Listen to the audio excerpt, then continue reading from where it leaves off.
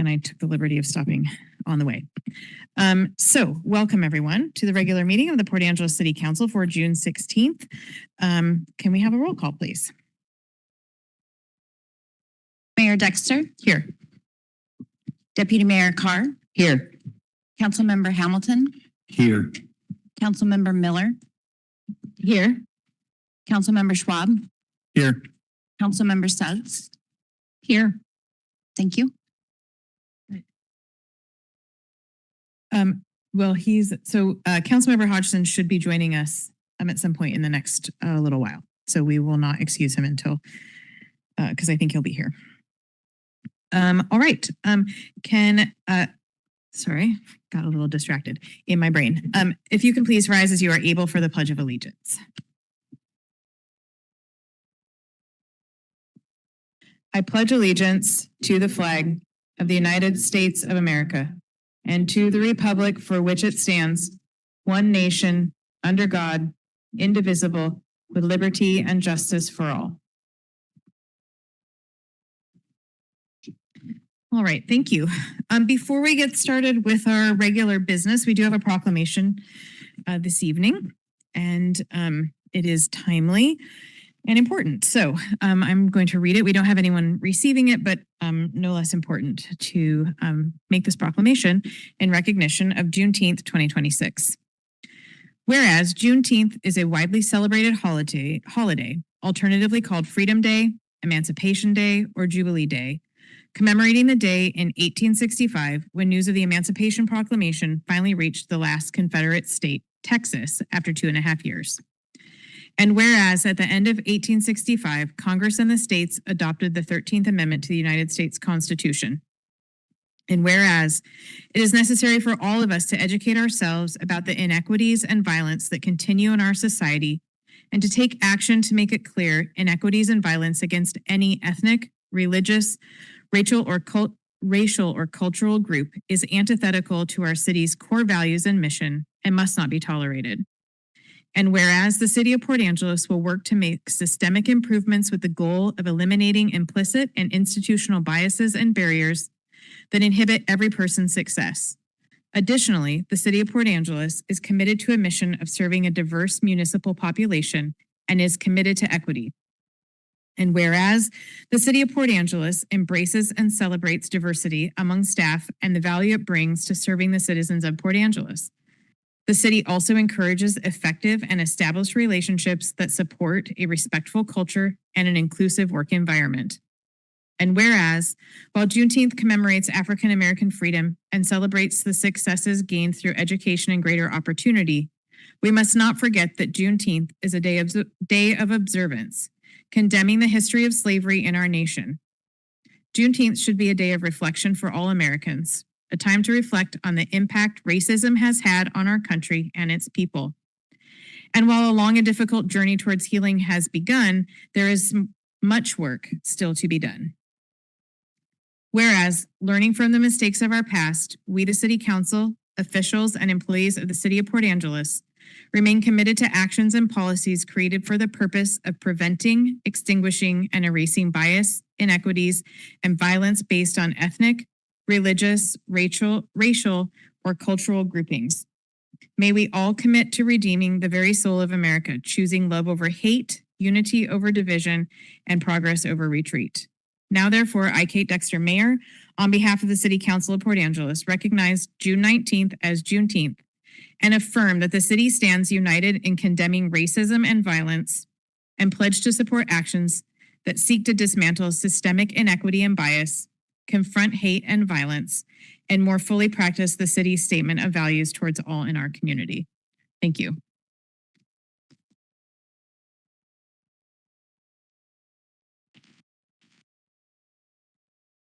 All right. Thank you for that. Do we have any late items from staff? Mayor and Council, we have one late item this evening, and it is a harbor cleanup remedial design fee additional deposit that we need to make, and we would recommend adding that under contracts. All right. We'll make that J2. And are there any light items from council? All right. That brings us to our public comment period. We do have 2 public hearings this evening, so I will clarify. First public comment period is anything on tonight's agenda. The public hearings we have are on the capital facilities and transportation improvement plans, and also House Bill 2015 Criminal Justice Tax Increase Ordinance. So if you are here to speak on either of those 2 items, I would ask you to hold your comments until we get to those public hearings. And so with that, I have a sign-up sheet here. If you are joining us virtually and wish to make a public comment during the first public comment period, something on tonight's agenda, then please raise your hand. And I think we have 2 people signed up for items on tonight's agenda, and no hands online yet. So I will call on Charlene Reynolds to start. And real quickly, just please state your name and whether or not you're a resident. If you're in council chambers, the timer there on the lectern it'll light up with a green light and it'll keep track of your time for you, your 3 minutes. Thank you, ma'am. Go ahead when you're ready. My name is Charlene Reynolds, and I'm the president of the Peninsula Tennis Club. And I'm not a resident. I live at Lake Sutherland.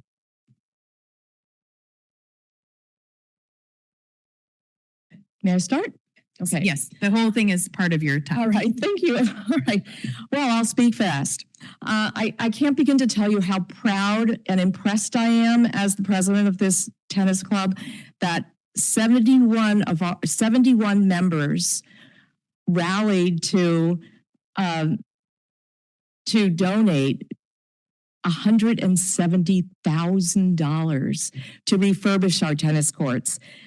Never in my wildest dreams did I think that we would raise that much money. The resurfacing alone was $70,000, and that's where we were going to stop. But we raised $170,000, which means that we now can light up 2 of these courts with state-of-the-art lighting, LED lighting. The light actually folds down so that it makes it easier to clean these lights. The new surface is going to be a U.S. Open, the U.S. Open colors. So it's going to be the court itself. The courts themselves will be blue, a darker blue, with the surrounding being a green, which makes it easier for old people like ourselves to see the ball, apparently, as well as young people. And we're just so excited about this because we feel that it's really the final brushstroke on the Erickson Park, which is really the jewel of our community. We recognize that the city is strapped for funds, and we were trying to get funding for this for a few years now. And with the help of Corey, we were trying to get grant money. We were trying to get money from the city. And finally, Corey said, we're just strapped. There's so many projects going on, understandably. But these courts were in dire need of being resurfaced. The last time the Peninsula Tennis Club is in charge of, in charge of cleaning the courts. We have volunteered to clean the courts, but the last time we cleaned them, it created divots in the courts, and it was just they're in bad condition. If we didn't do something right away, they just would have turned into grass and cracks and would not have been playable. We recognize the value of this sport in the community. And they're the only public courts in the Sequim Port Angeles area. And as a non-private club, we've been involved, and just 20 seconds, we've been involved and trying to introduce people of all ages to this wonderful sport for health reasons, for social reasons. What we do as a club is we have clinics for the children at the YMCA every summer. We have a tennis clinic, a doubles clinic on Monday evenings, which is run by one of our members, Laurel Kripe, and any member in the community can participate. And we have drop-in. Any member of the community can participate in drop-ins. So I just want to say that this is just a project that I'm so excited about, and I hope that you all can come out and see the final product. Excellent. Thank you very much. Okay.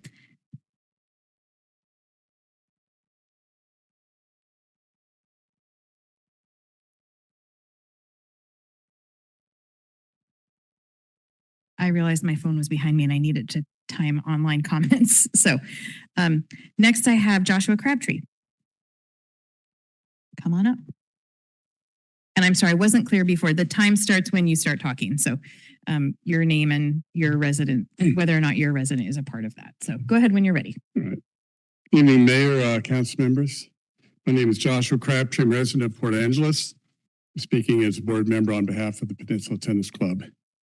Thank you for your time tonight and for the city's ongoing partnership as we seek final approval for the Erickson Park Tennis Court resurfacing and lighting upgrade project that will dramatically improve this facility for our community. The current court surface has been in place since 2006. 20 years is an extensive time to go without resurfacing. It is only because of club volunteers maintaining and pressure washing the courts that they have lasted this long. But time has caught up on us. The courts have several long cracks, as well as small pits and a very rough surface. It's unable to undergo another pressure washing. Working with Corey, the club tried for several years to fund resurfacing through grants and city funding, but funds were always tight, never available. That's when our board decided to go to club members for funding. And if that proved insufficient, to speak to local businesses to fundraise. But our members proved to be amazing and shockingly generous. In the end, we raised, as Shar said, over $170,000. This amount turns out to be not only enough for resurfacing, but to light courts number 1 and 2, which are the two westernmost courts. At this point, we are permit complete and ready to begin the project in mid-July. Resurfacing will begin July 13th, taking 8 to 9 days to complete. Lighting will also be accomplished during July. Why is this important? First, this is to give the city of PA a state-of-the-art tennis facility, adding immeasurably to the beauty and usefulness of Erickson Play Park. Additionally, this will bring new players to the club, give our high school a state-of-the-art facility for practice while their courts are being demolished temporarily. The tennis club and the high school has already met and discussed the practical aspects of sharing this facility. We'll also bring new players, helping both the club and the city. This promotes active lifestyles and accommodating more players. I assure the council that the club is organized, the plans are solid, and we are ready to begin as soon as approval is granted. In closing, we ask for a yes vote, and thank you for your time. Thank you. Anyone else in council chambers who wants to speak on an item on tonight's agenda that is not one of the public hearings? Okay, we have one comment online right now, so I'm going to assume that is a related to tonight's agenda comment. LC, when you are unmuted, I will make sure we can hear you and then start your timer. Yeah, this is Laurel Kripe. Can you hear me? I can hear you, Laurel. Go ahead. Hi, Laurel Kripe. I'm a resident of the city of Port Angeles, and I'm in 2 remote meetings at the same time right now, so I couldn't be there. I'm super excited. In 2006, I made a public comment in a council meeting for the very first time. And it was when the Peninsula Tennis Club, I was the current president then, and the club had gotten grants from the United States Tennis Association and raised money that allowed partnership with the city to rebuild the Erickson Park courts. And I don't know how many of council were in town and remember those courts prior to 2006, but they were described in a newspaper article as derelict, and that was probably actually pretty accurate.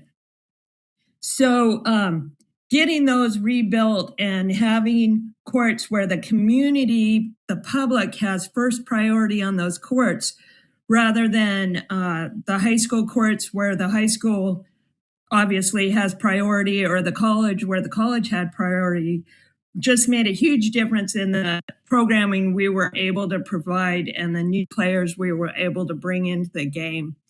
And I guess one thing to note is when we did those courts in 2006, there were 4 courts at the college that are now gone. There were 2 tennis courts at Shane Park that are now gone.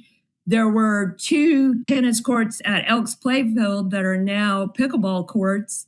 So in Port Angeles right now, we have the 4 courts at Erickson, and we have 1 court that's actually unsurfaced in Hazel Porterfield. So it's only kind of playable in kind of the lowest common denominator sense.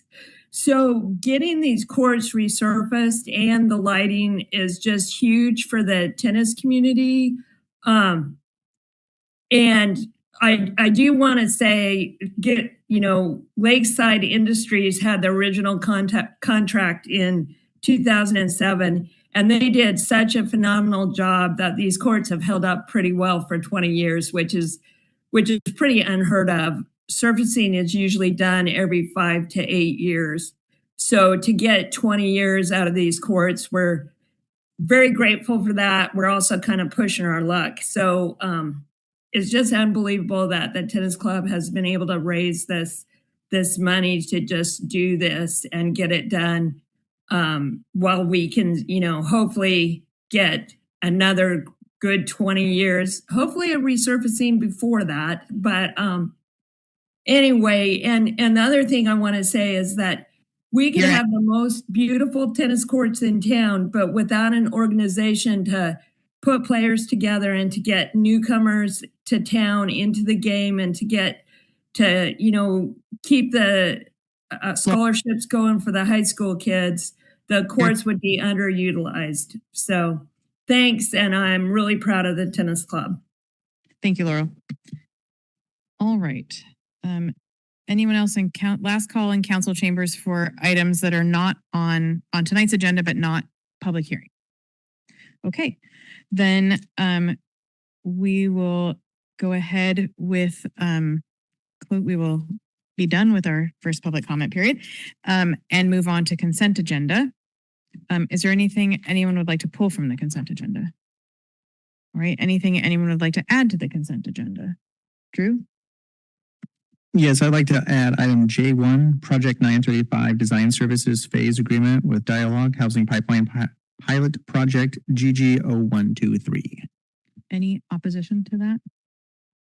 Well, I think it would be good to have a public, to present it to the public so it's out there. I think it's a great pipeline project, and I think the public, we should have staff talk about it. And okay. And this is just the contract for the company that's going to do the design, but correct. Okay, yeah, that's fine. We can leave it where it is. All right. Anything else? Amy? I just wanted to make a comment on something on consent. Should I? That's okay. Go ahead. I just wanted to thank the tennis folks for being here and this hard work. You guys should be really proud. What a big deal. And thank you. It is a city asset. And so thank you so much for doing that. Thank you for being here and advocating. And Corey, thank you for your teamwork. And I guess that's it. Thanks. Thank you. All right, I'll go ahead and read the consent agenda. The minutes for May 19th, 2026, May 26th, 2026, and June 2nd, 2026. Expenditure report between May 23, 2026 and June 5, 2026 in the amount of $1,694,010.20. Facility improvement agreement, Peninsula Tennis Club. Tree trimming, CON-2025-04, final acceptance. Termination, acceptance, on-call, water main repair contract, SVC 2022-65. Any comments, questions, or a motion to approve? To approve the consent agenda. second. All right. Anyone opposed to the motion to approve the consent agenda as read, please state your opposition. All right. Hearing none, the motion passes unanimously. Thank you all. And just for you all following along, that means that's a yes on your project. So we look forward to new tennis courts. Thank you. All right. Let's try the late item because we're still ahead of, so for procedural purposes, public hearings are to start at 6:30 or soon thereafter. So we're going to try to squeeze in one other item because it's not quite 6:30. And we want that's to make sure that people know that they're here in time to participate primarily. So I'm going to go to Nathan for the late item, which is now called item J2. Mayor, I'm going to recuse Oh, yes. myself for this because I have Okay. a conflict of Thank you. interest in this one. All right. Work for Jamestown Skull and Trap.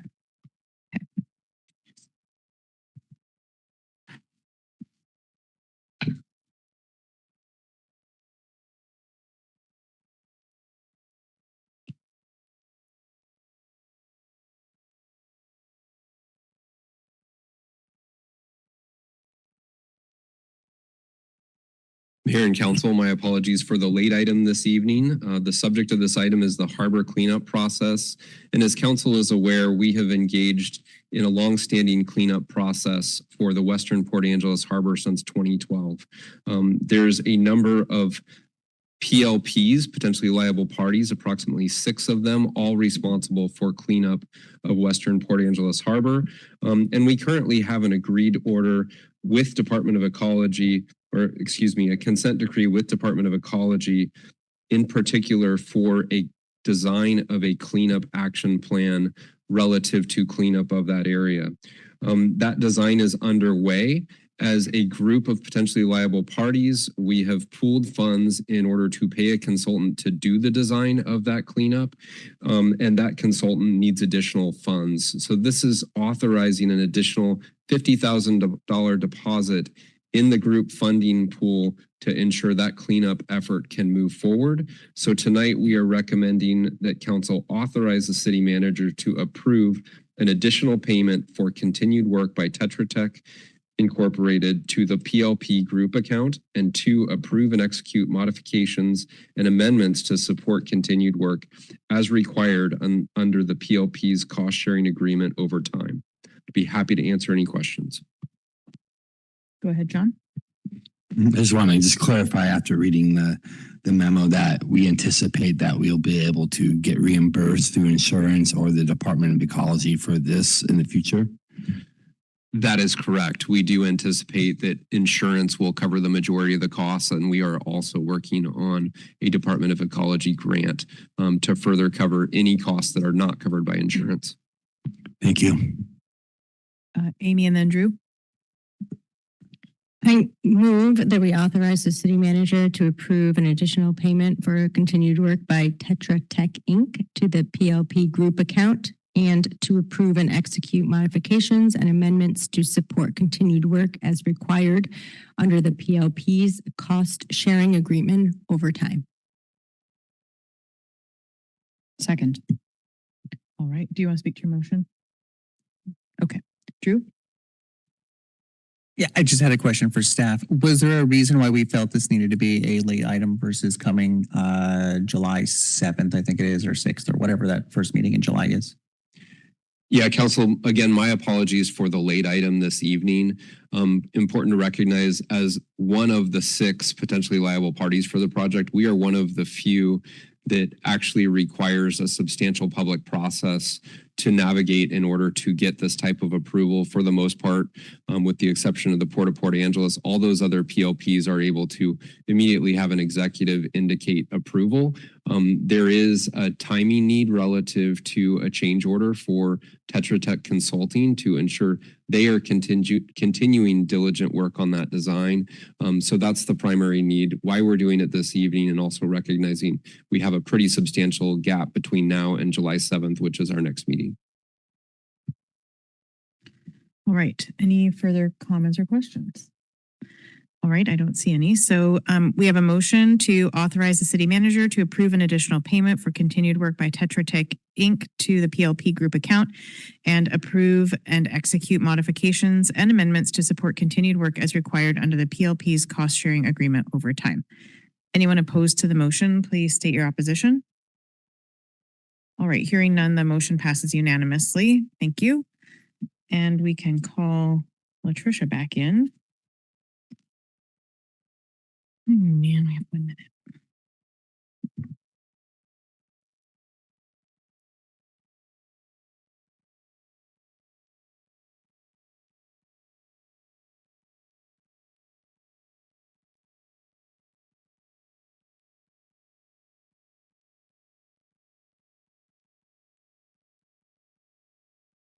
All right, I think we are close enough to 6:30 to start item F1, which is the 2027-2032 Capital Facilities Plan and Transportation Improvement Plan. And Serena, I'm going to go to you for that. Good evening, Madam Mayor, City Council. So this is the second reading and adoption of the 2030 or 2027 to 2032 Capital Facilities and Transportation Improvement Plan. Since the first reading, there has been one change to include a project that was approved by City Council at the May 5th meeting for the athletic field facility assessment. This project has been included in the project listing that is attached to the resolution in your packet this evening. It is an unfunded project. Additionally, there was one error in the project attachment to the memo for the City Hall server room HVAC rooftop units. So this attachment indicated that this is an unfunded project. However, as planned, this is a funded project in the amount of $55,000. This funded status is included in the attachment to the resolution for the project listing. And as a result, it will be reflected in the final version of the document. So we are able to update that after adoption. And so my apologies for that confusion as well on that project. The CFP was published on the city's website on May 8th. And since that time, there has been a number of touch points by City Council, the community, and the Utility Advisory Committee. The last of which included the final review of the plan by the Utility Advisory Committee on June 9th, who did send a favorable recommendation for the adoption of the plan. This plan has been designed to maintain the resources that are available. It does not include any rate increases in addition to what has already been adopted in the plan. It meets council directives for capital planning and is a living document that is designed to pivot as needs change or growth occurs. And so staff is recommending that council open the continued public hearing on the 2027 to 2032 Capital Facilities Plan and Transportation Improvement Plan, that you close the public hearing, conduct the second review of the 2027 to 2032 Capital Facilities Plan and Transportation Improvement Plan resolution, and that you pass the resolution adopting that plan. And we are available for any questions that you may have.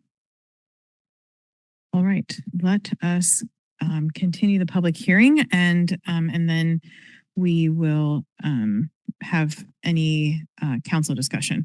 So the public hearing is currently reopened or continued rather. So if you are here to speak on any item within the Capital Facilities Plan and Transportation Improvement Plan, then this is the time to speak to that. If you are joining us virtually, if you could raise your virtual hand if you wish to speak to an item that is a part of the Capital Facilities Plan and Transportation Improvement Plan, or just to the plan in general. If you are here to speak to one of those, you can go ahead and head down. We'll just take turns. There's no sign up. Right, I don't see any takers and I don't see any new hands online. So just a quick clarification, because we've had some folks here, I don't necessarily recognize faces. If you wish to speak, the boat launch is a part of this Capital Facilities Plan that we did have speakers on that before. So I just want to state that out loud for the record. Okay. So I'm going to close the public hearing seeing, yes. That's the same hand from before. I suppose, Laurel, I'm going to call on you just to make sure you don't have your hand up for the Capital Facilities Plan. If you do, no, okay, thank you. All right, so I will close the public hearing and I'm going to read the resolution and then we can have council discussion. A resolution of the City Council of the City of Port Angeles, Washington, adopting the city's capital facilities plan for 2027 to 2032, which includes the city's transportation improvement program for the years 2027 to 2032. Is there any comments for council? Okay, we'll go to Latricia and then John for starters. I just want clarification maybe from staff and also council. Thank you for adding PK 0326 to the capital facilities plan. I appreciate it, Corey.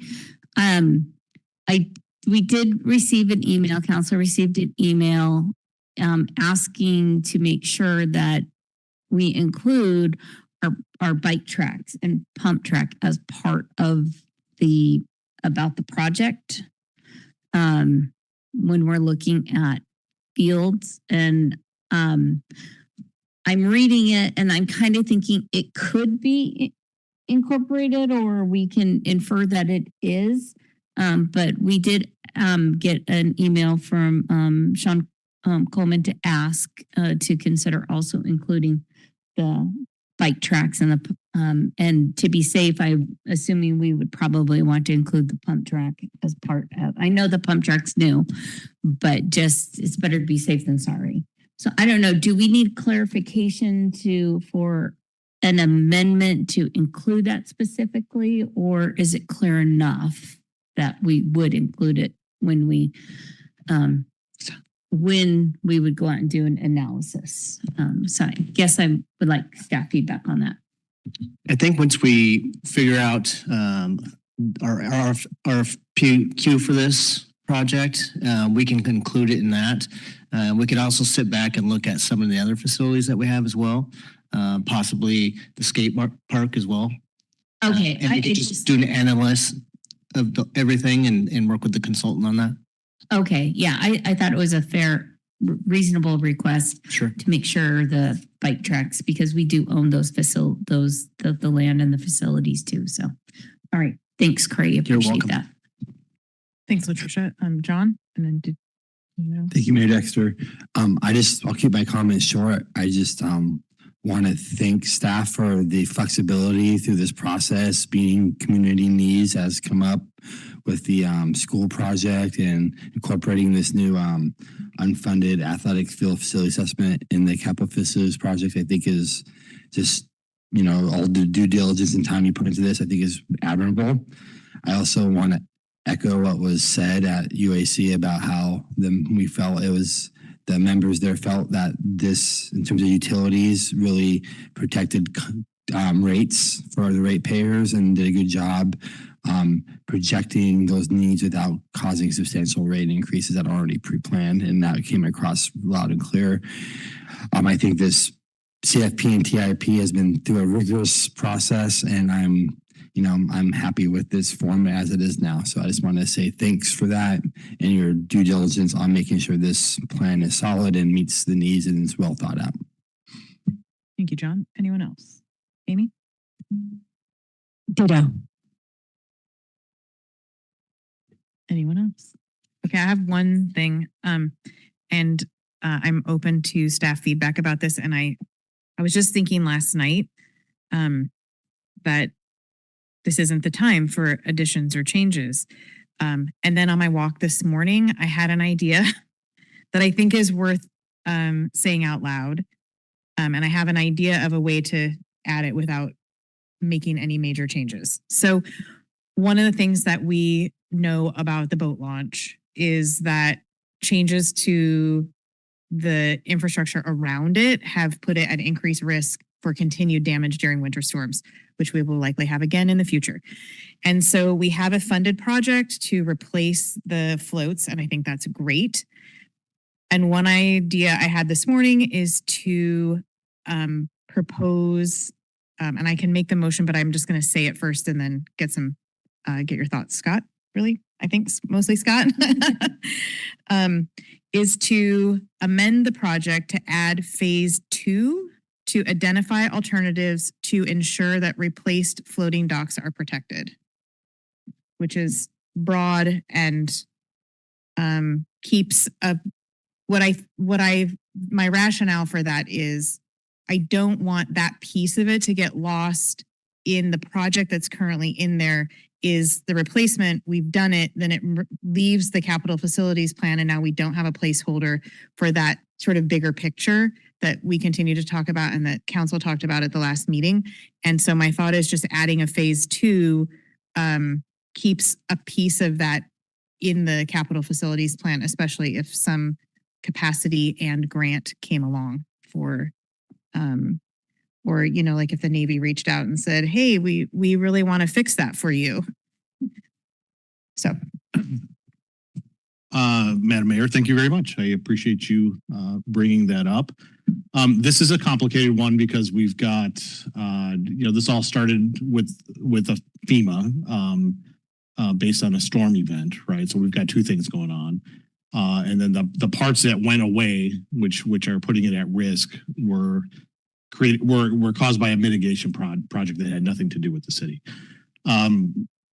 But to that end, I do see there might be some benefit to having a narrative. I don't have a dollar amount for you today or anything like that. I think that's going to come as we get into the design, but it might be helpful for pursuing grants to have that as a listed interest, priority for the city. So just adding some language to that effect with no dollar amount, I would be very supportive of. That was my only, I mean, what would that even be? I don't know. Yeah. So I certainly would expect you to have even a ballpark.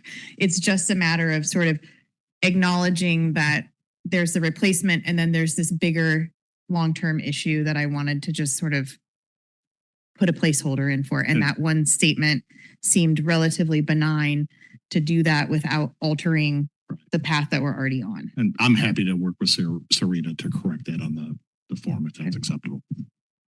Nathan? I'm sorry, was that a motion? Not yet. Okay. Not yet. I was asking the question first. Nathan, you look like you were going to say something, so I just want to make sure. Mayor, no, I didn't have anything to add, but Okay. certainly you could turn that into a motion Yes. and we can ensure it gets incorporated. Okay. I didn't want to, I probably should have just made the motion, but wanted to get the clarification first. So I move to amend I don't have the project number in front of me, so I'm just going to say the Edis Hook dock project to add phase 2 to identify alternatives to ensure that replaced floating docks are protected. Second. Any questions or comments? Can you restate that again? Yes, I move to amend the Edis Hook boat ramp project to add phase 2 to identify alternatives to ensure that replaced floating docks are protected. So you said That the replaced floating docks are protected.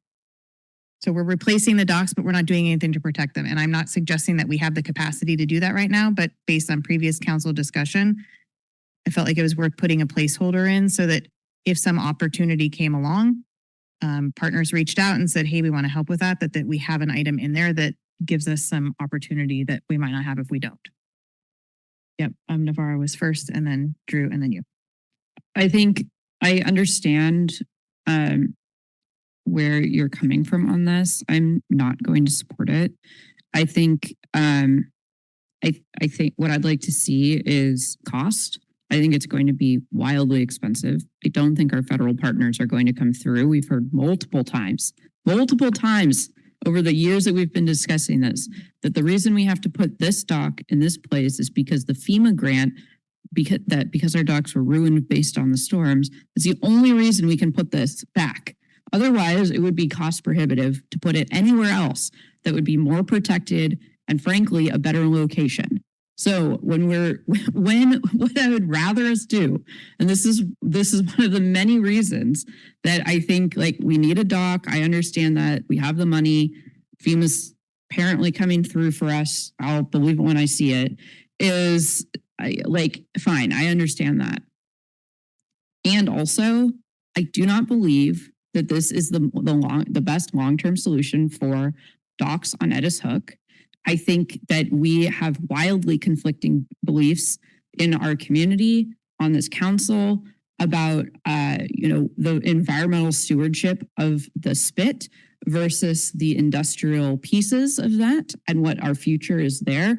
We have no consensus and path forward for what the future of that land is actually going to be like, particularly when our federal partners at the Coast Guard have even been thinking about withdrawing their Coast Guard facility there, right?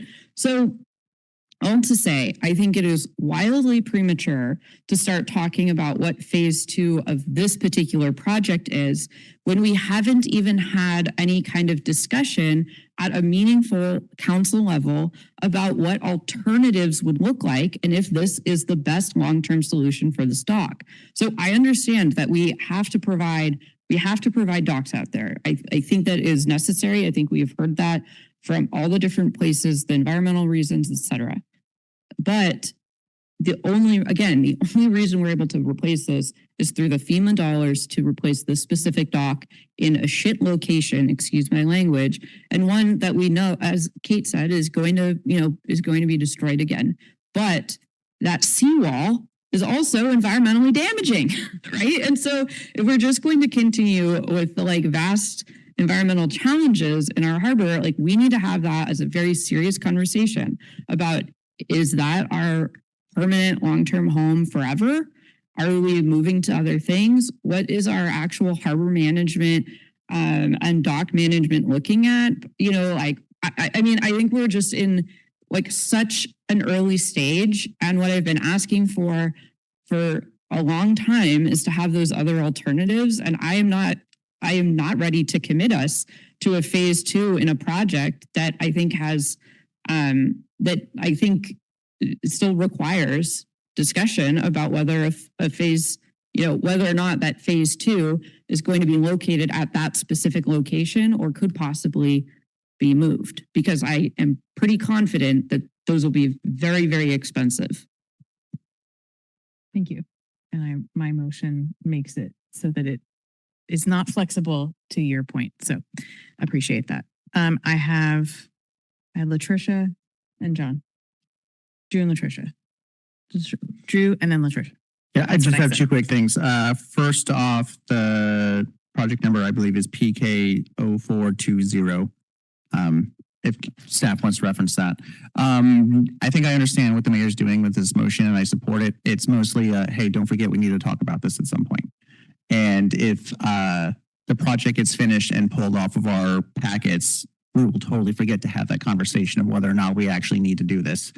And so that's the point. That's why there's no funding for it. That's why it's incredibly vague while being specific enough so we actually remember what the heck it was that we're talking about in 4 months, 6 months, however long it takes FEMA to actually come through someday. And that's more to the point. So I feel confident in supporting this because supporting this at this stage is acting as a highlighted, don't let us forget this, please, staff, to discuss this at some other point. Latricia. Well, I'm going to recommend we amend your motion because I do, like Drew, think it's good to have it on the Capital Facilities Transportation Improvement Plan because of the to go after grants, you need to have it on the plan.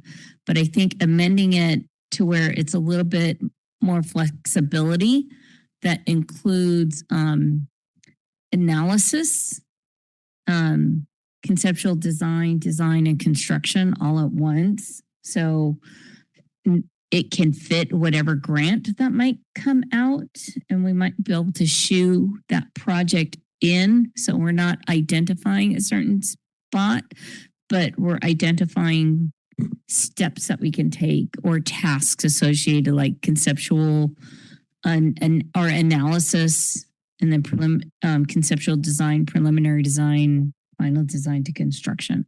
I think it needs to be broad and that your motion should include that. So if I can amend the motion, I'll try doing that.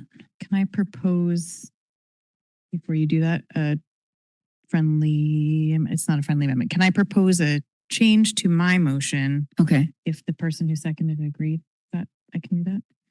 What if we took out replaced? I'm looking. Yeah. So if we just said amend project PK0420 to add a phase 2, identify alternatives to ensure that floating docks are protected. I would support.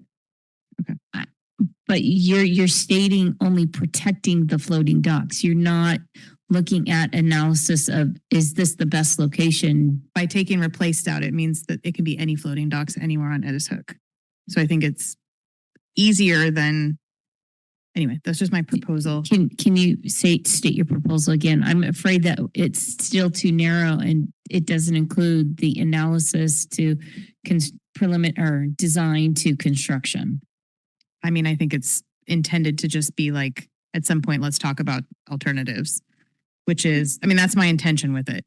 Amend project PK 0420 to add a phase 2, identify alternatives to ensure that floating docks are protected, which is acknowledging that we want floating docks and that we should put them somewhere where they can be protected.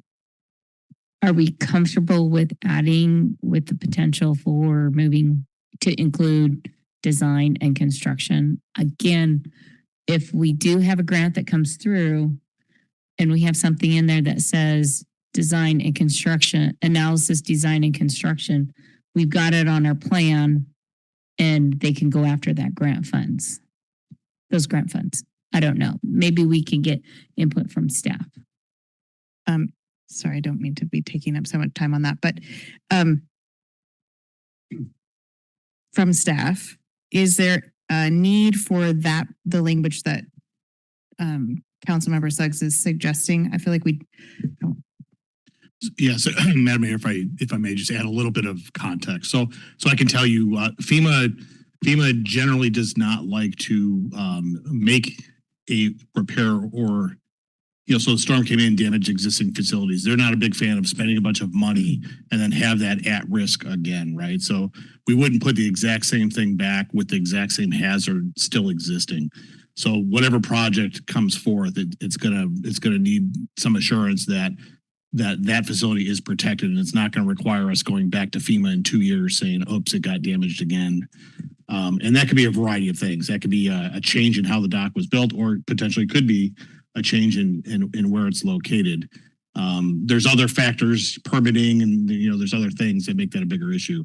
But I would, there's a little bit of reassurance to you there that we're not just going to go back and put a float back that is likely going to get the same exact event 2-3 years later. That's not, FEMA would not be supportive of that. right. And I'm thinking way bigger, longer term. I think we're all thinking way bigger, longer term than FEMA and this particular issue. We're thinking, that's my point, is just to try to get consensus on council to make that amendment, to just make it broad for the future.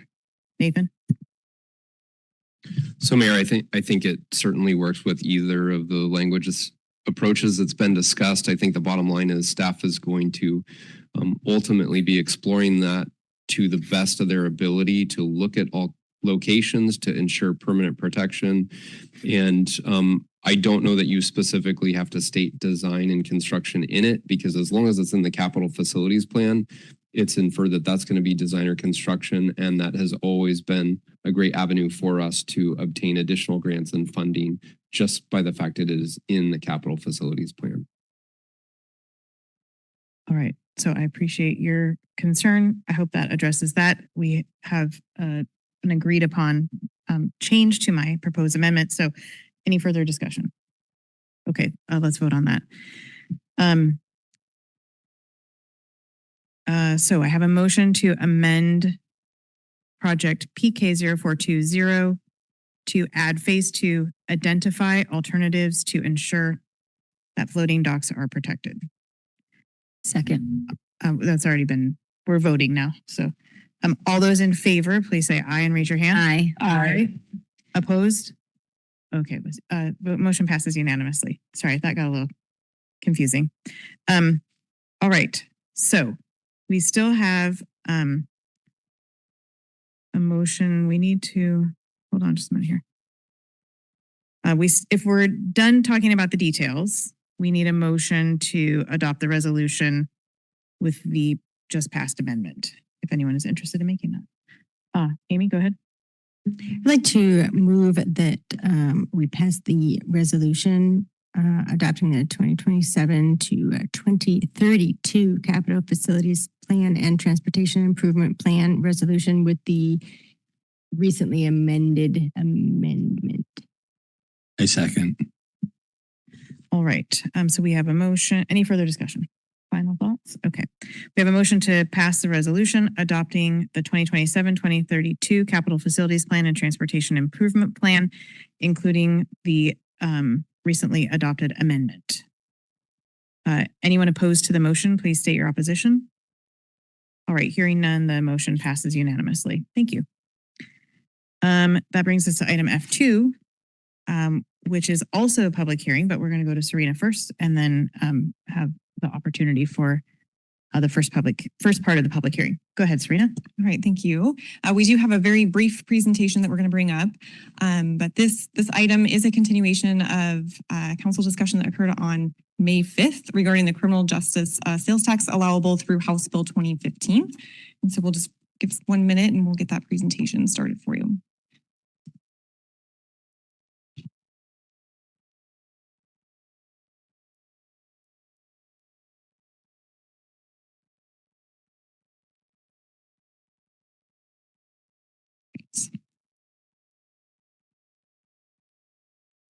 So as mentioned at the May 5th council meeting, as part of the grant funding that was approved by City Council for 4 new police officers, City Council did pass the following motion to direct staff to bring forward all necessary resolutions, documents, and set a public hearing for a councilmanic 0.1% sales tax in accordance with House Bill 2015. And so this is that continuation and opportunity to discuss that sales tax opportunity with council, as well as to provide a public hearing for community input on that sales tax increase as well. And so what this sales tax is through House Bill 2015 is an additional 0.1% criminal justice sales tax. The city was deemed eligible through the award of the grant from House Bill 2015. And if this is adopted by June 30th, 2028, it can be done through councilmanic authority. If it is not approved prior to June 30th, 2028, it would require voter approval. The tax collection must be used for criminal justice services that substantially support the criminal justice system. At the April 28th work session, there was quite a bit of discussion about what this would look like, as well as funding for those 4 new officers. And we're going to talk about that in just a minute here. But it does, that would be inclusive of those substantially support for the criminal justice system. The additional sales tax does come with a requirement for yearly reporting on the policy requirements within House Bill 2015. So that would be required moving forward. And so implementation of sales tax is set by RCW 82.14.055, which does outline when tax increases may occur each year. A notice of change with the attached resolution or ordinance must be submitted to the Department of Revenue with a minimum of 75 days prior to the effective date of collection. And so just looking at our remaining portion of the year, the earliest tax collection date for the city for this sales tax would be January 1st. That would need to be submitted to DOR, that approved ordinance, by October 18th in order for that to take effect.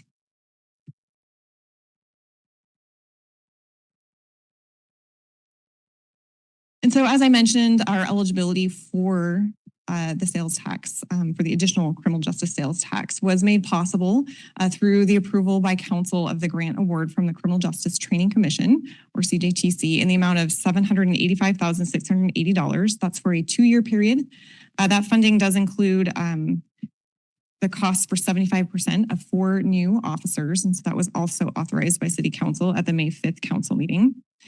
As one of the tools to help support and fund the remaining 25% of the personnel costs, as well as the outfitting needs for those officers, House Bill 2015 does also allow jurisdictions that are eligible for the grant award to implement an additional 0.1% criminal justice sales tax in order to offset those costs. And so that's what we're talking about this evening.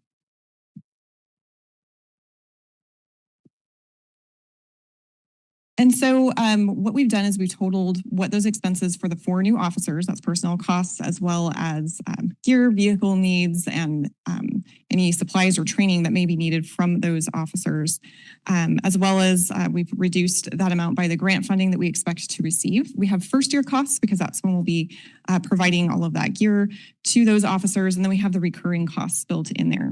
And so what we've done is we have an estimate that the 1/10 of 1% sales tax would collect approximately $510,000 a year.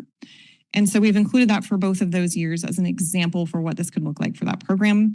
So in that first year, there would be about an additional need of about $186,000. And then on our recurring years, we would expect to see a little bit of excess from that sales tax collection. However,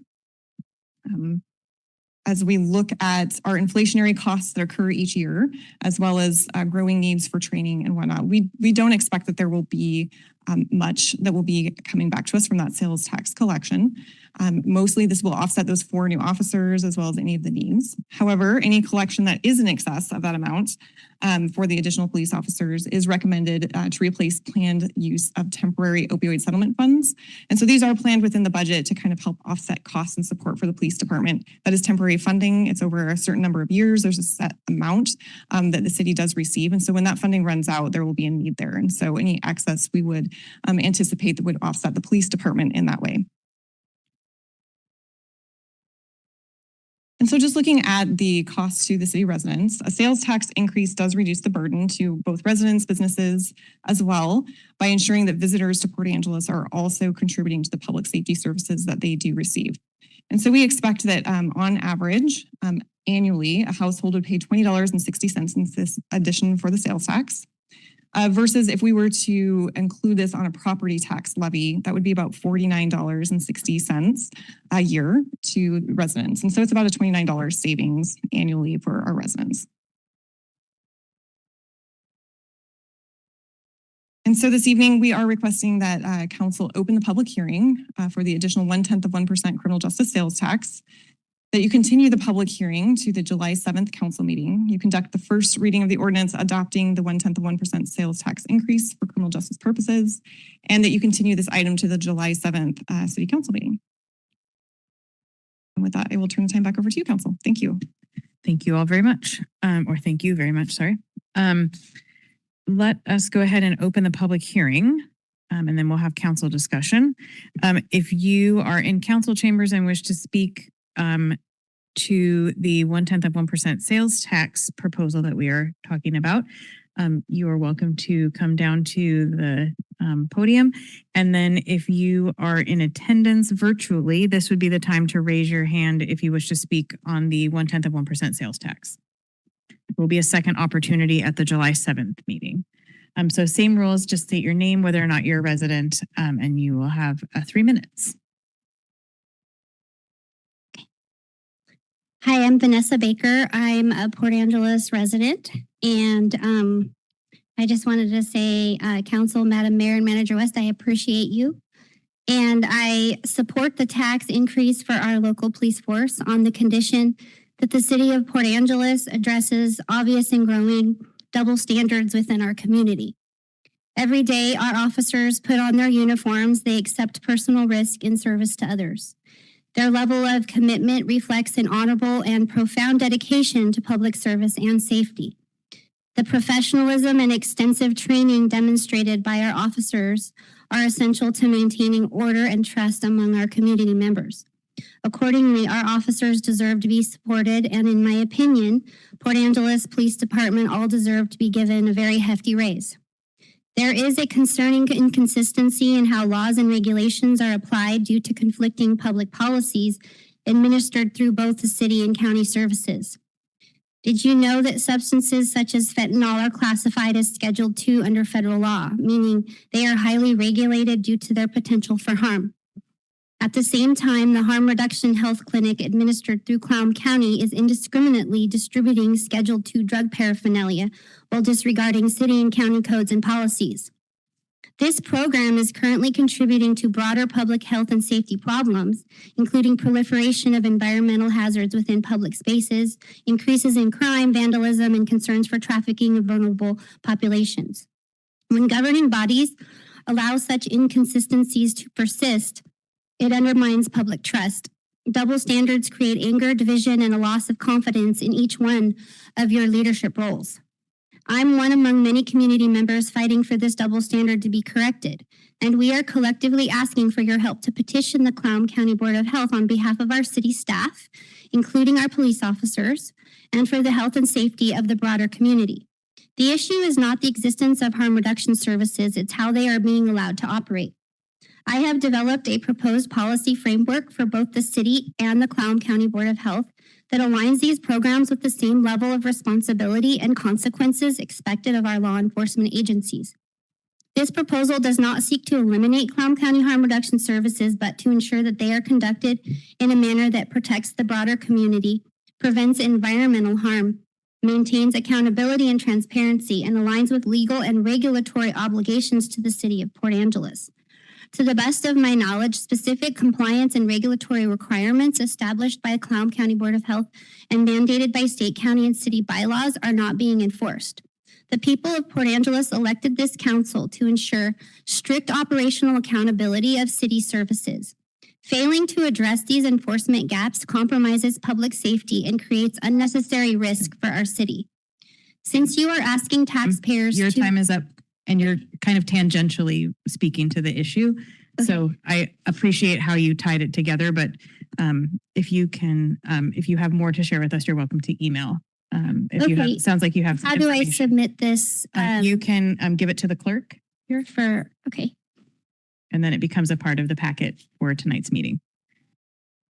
All right. We have anyone else in council chambers? Okay, we have one hand online. Susie, I'm going to get my timer ready while we unmute you, and you may go. And it is same as public comment period, 3 minutes when you're unmuted. Hello. Hi, go ahead, Susie. We can hear you. I'll be quick. Susie Blake, Port Angeles. Wow, I don't know Miss Baker. I've never met her, but I 100% support what she was saying. And I just wanted to say I caught something about what would eventually happen if there was potentially excess collected. And I just want to request and state that it's really important that if there is any excess, that it is routed to public safety and law enforcement to support our law enforcement, and it is under no circumstances hijacked for further, quote, harm reduction services, like what's happened to the opiate settlement funds at the county level. That's all I have for tonight. Thanks for your time. Thank you, Susie. Jim Haywood, when you're unmuted, I will start your timer.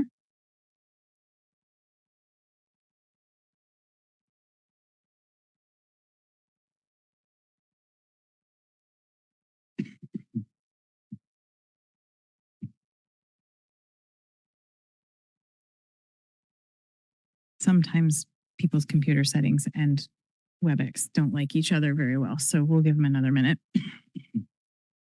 I'm sorry, Mayor. There we go. I can hear you. Yes, so I am speaking in support of the additional 1/10 of 1%. I think it is time to do this. Are you hearing me? Yes, go ahead. Keep The going. unmute came up again.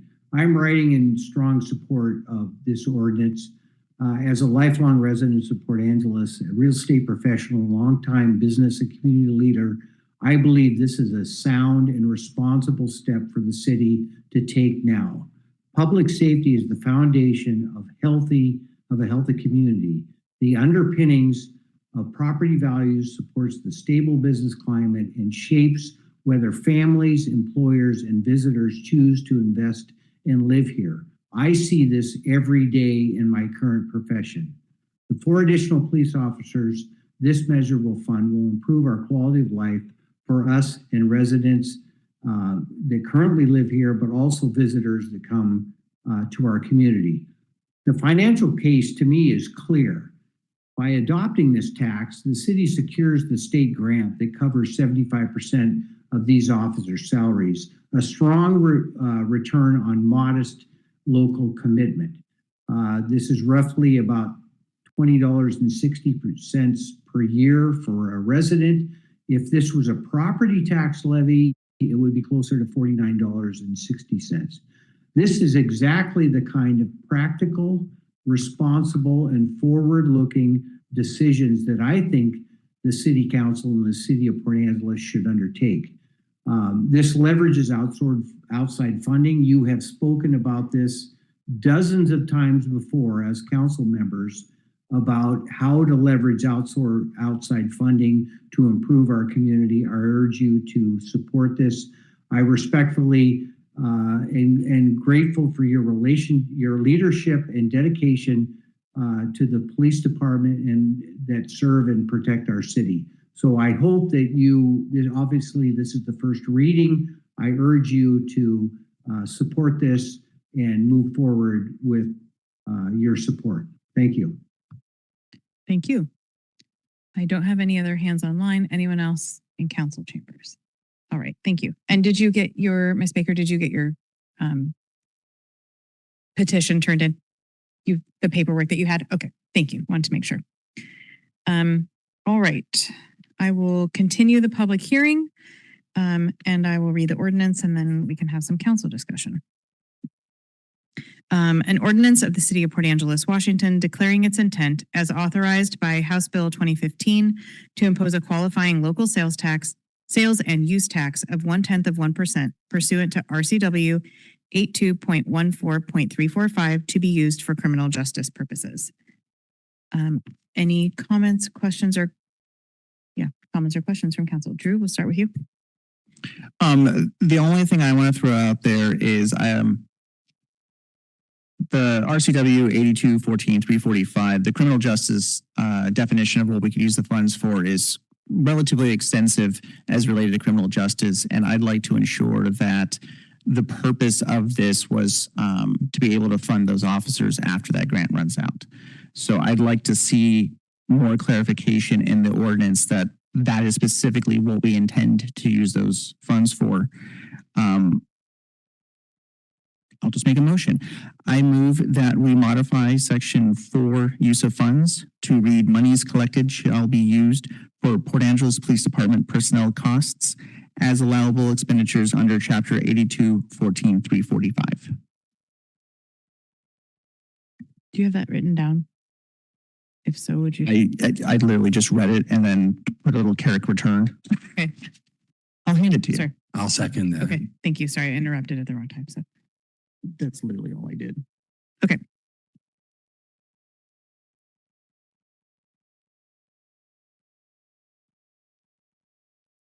Thank you.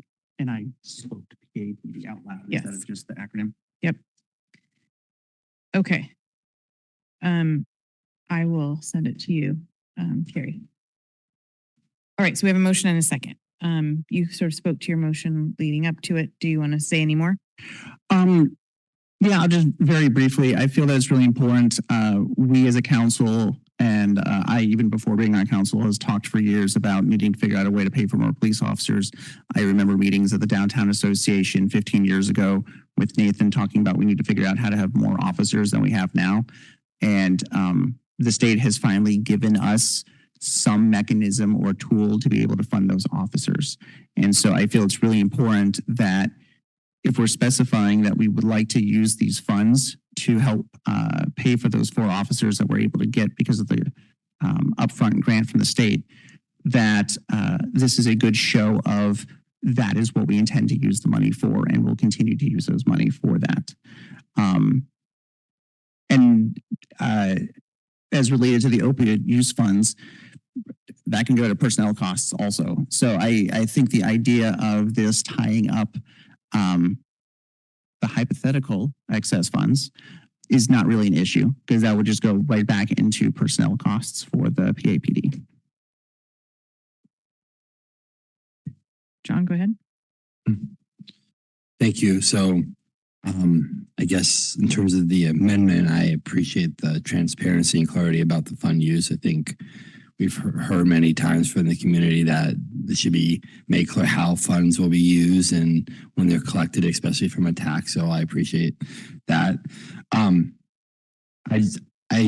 had a question about, is there any provisions within this contract for the sales tax sunset, or is it assumed that it will continue forth until a council public hearing that would either modify it or change it?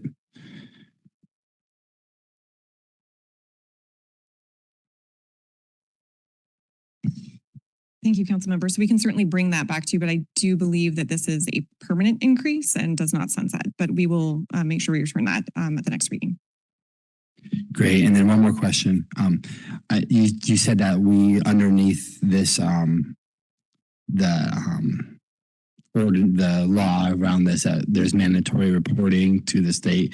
Can you explain a little bit more about like exactly what the city would report and how people could see what those reports say as we move forward with this?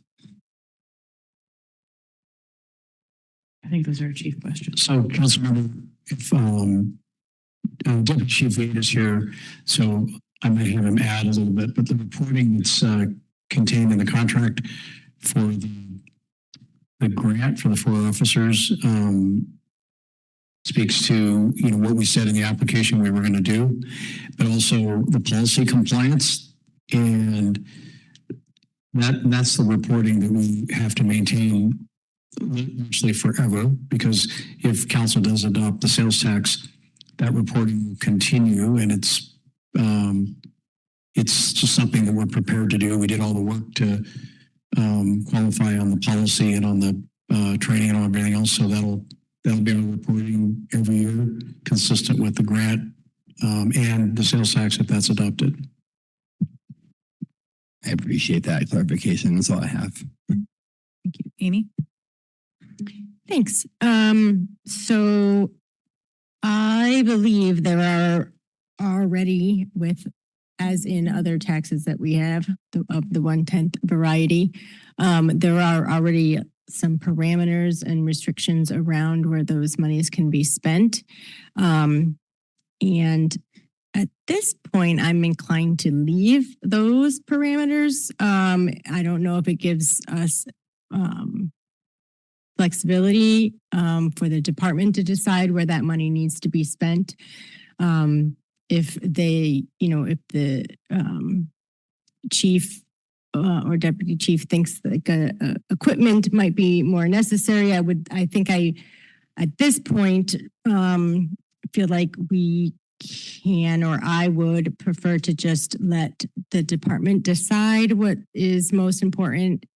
Also recognizing that there are already some, I believe, some restrictions involved, so that it has to be somewhat or significantly, substantially going towards law enforcement. And so I imagine it will probably be used for personnel, but we don't know, you know, what that's going to look like. And so I'm not going to support the motion. I do appreciate the intent, but I think some of that flexibility is probably more important for me.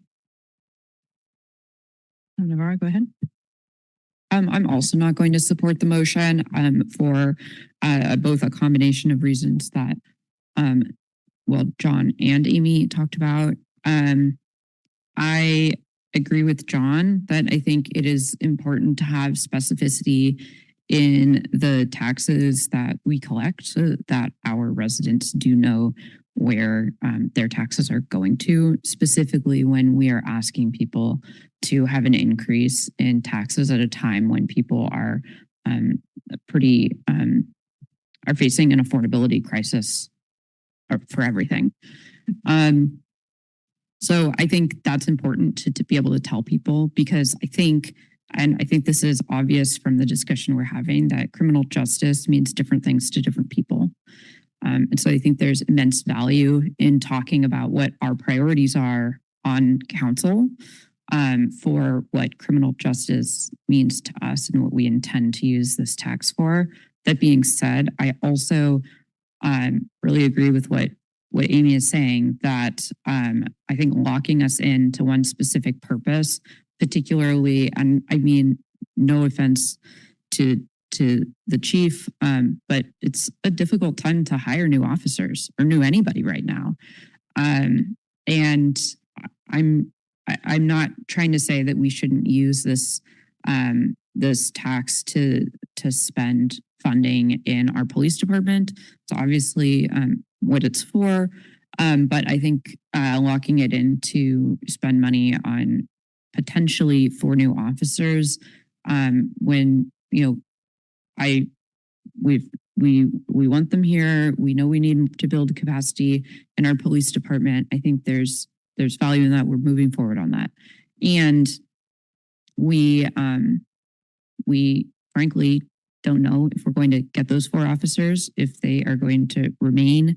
I think there's a lot of unknowns, and through no fault of, through of ours or anybody on staff. I think we've seen over the years how difficult it is to keep and retain staff for a wide variety of reasons, frankly, that are in council control, like affordability and accessibility of homes, right? But those are things that we get to work on the council level to make our city a more livable place. So I don't want this to sound disparaging to staff in any way.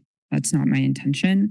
I think I have immense concerns about locking us into one specific purpose, and to say that this will just automatically go back into personnel for our police department. I think also through the changes made through the proposed motion, and maybe I'm not hearing them or understanding them correctly, I think isn't actually accurate. Additionally, I think, as Amy mentioned, there are many other costs associated with running a police department that I think there is value in working towards. And additionally, there are other alternative response methods that we have utilized in the past, could be utilizing in the future, could be working towards to improve public safety outcomes in our community through a number of different ways. And I think that locking us in 2026 for a permanent tax is just short-sighted. So I'm going to not support the proposed motion. Anyone else? Oh, Drew, you wanted to go again. Go ahead. I did not, and Latricia didn't. I don't know if Latricia, if you want to, but thank you for asking. I appreciate where you're going with it and agree with the other council members that I think the list is narrow enough that right now I feel okay about it. If we need to narrow it down in the future, I'm okay with that. I think every presentation we've had makes it clear that if we hire the 4 officers as supported by the grant, which we accepted and said, yes, get started working on hiring 4 officers, that funding is going to be used for that to make sure that we can maintain them. And I think based on the presentation we heard about quality of life, once those 4 are there, there's going to be every motivation to keep it locked in at personnel, at least in the short term, so that people don't leave, so everyone has a better quality of life. So I don't intend to support the motion at this time. Go ahead. Yeah, I just wanted to address a couple of the concerns in hopes of winning over more votes. I also don't get to argue for my point very often. Usually I'm just in agreement with the majority of everyone. I don't need to. I think to speak directly to some of the points, I'm going to do an abbreviated version of some of the elements that I was concern's the wrong word, that I wanted to point out in the original RCW, because council is very much correct. We already do have a 0.3% criminal justice, as well as a housing affordability tax in there as well. Criminal justice is relatively loosely defined in the RCW that actually governs this. And what I mean by that is it's activities that substantially assist the criminal justice system. And for anyone following along, I am skipping around and I am doing abbreviated. I'm not doing verbatim. So anyone's aware. But what that means is that can include stuff including domestic violence services, such as those provided by domestic violence programs, community advocates, legal advocates, staffing adequate public defenders, diversion programs, reentry work for inmates, local government programs for reasonable relationships to reduce the number of people interacting with the criminal justice system, including but not limited to reducing homelessness, improving behavioral health, community placement for juvenile offenders, community outreach and assistance programs, alternative response programs, mental health crisis responses, including but not limited to recovery navigator program. Several of those, we already collect funds through the sales tax to fund. And so while I recognize the concern of, okay, well, maybe not personnel, but the Port Angeles Police Department. Now, having said that, I would also argue that unless we ever intend to staff fewer than 4 police officers, the idea of making this specifically a personnel cost, it doesn't matter for that regard. So unless we ever think we're going to go down to fewer than 4 personnel in the Port Angeles Police Department, tying it specifically to personnel costs is not that big of a deal. If for some miraculous reason we do drop down to 30, then we just pull the funds that would otherwise be used for those personnel and continue to use the funds that were associated with this sales tax to fund the personnel costs. I just don't see or envision a hypothetical circumstance where the amount of money collected via that would be more than what we actually need to pay for our officers. So worst case, and our accounting department probably understands where I'm coming at with this, and if council needs a better explanation than what I can put into layman's terms right now, I would gladly turn it over to them. But basically, if we're collecting $500,000 for personnel costs for the PAPD, and we find out that, well, we don't actually need that extra $500,000, then we just reduce the personnel budget by $500,000 from the general fund and instead use the sales tax collected to pay for it. So that way that money stays in the general fund as opposed to diverting it to one of these other programs. Because again, several of the things that these funds can be used for already have dedicated sales tax associated with them. Thank you, Drew. Anyone else? Amy, go ahead. Thank you. Thanks, Drew, for the extra clarification. And a lot of that makes sense. So as I am processing some of that new information, I do want to, if it's okay with the council, offer an opportunity for chief or deputy chief to share any of their thoughts on this conversation, since we are blessed to have them both in the room tonight. So, Councilmember, thank you for the invitation, and I will. I'll go first, but I would encourage Deputy Chief Veda to perhaps step up to the podium as well and add his own thoughts on this. One thing I wanted to tell council is we've hired one officer already on the grant. We're aggressively working on recruiting, and we've got 3 more in process, at various stages. So we fully intend to fill and add to our ranks. The whole purpose of this exercise is to take the patrol teams, the base patrol team from 11 per squad, there's 2 squads, and make that 13. So we reduce overtime, we reduce all of the stuff you've heard about and all the stuff that you see us talk about. So that's what our plan is, and we're committed to that. And that's that's in addition to the normal attrition and the normal comings and goings of people retiring and people transferring to other departments. That's just normal stuff. But we're very confident that all of this is going to allow us to add those 4 people, and I'm looking forward to soon telling you that we've fulfilled the grant and we've hired all 4. So that's that, and I'll let Deputy Chief Veda add a few more points. Thank you. Thank you, Chief. Whether you want to or not. I'm going to try to keep this to some bullet points. I think there were some great questions about a lot of police related things. Some of them had to do with grant compliance. And so the 5 policies that we had to update are on our website, and just seeing which policies those are a good illustration of what is important to the state of Washington that they want to see from us as we spend the money for the grant. And our application for the grant became part of the contract, or I should have said it was incorporated by reference. So if you've seen the contract and you've seen our application, we've agreed to do all the things that we said we were going to do. We've agreed to put these 4 officers to work exactly as the application said we were going to do. And so rather than repeat all that here tonight, that's what we've agreed to do, and that's exactly what we're going to do.